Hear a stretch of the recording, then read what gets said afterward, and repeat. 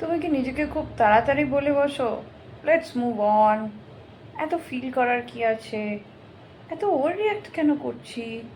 আসলে anger, sadness, disappointment এগুলো আসল সমস্যা নয়। আসল সমস্যা হলো যে আমরা ছোটবেলা থেকেই শিখে এসেছি কিছু ফিলিংস ফিল করা সেফ নয়।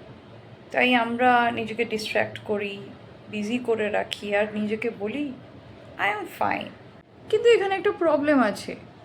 তুমি যদি পেইনটাকে নাম করে দাও তাহলে আনন্দটাকেও পুরোপুরি উপভোগ করতে পারবে না। তুমি যদি ফিয়ারটাকে অ্যাভয়েড করো তাহলে তো ভালোবাসাটাকেও পুরোপুরি অ্যাকসেপ্ট করতে পারবে না। তাহলে এখানে হয়তো প্যাটার্নটা অ্যাংজাইটি নয়, এখানে সমস্যাটা হলো তুমি নিজেকে সব রকম অনুভূতিকে অনুভব করার পারমিশনটাই দিতে চাইছো না। তোমারও কি এই প্যাটার্নটা রয়েছে?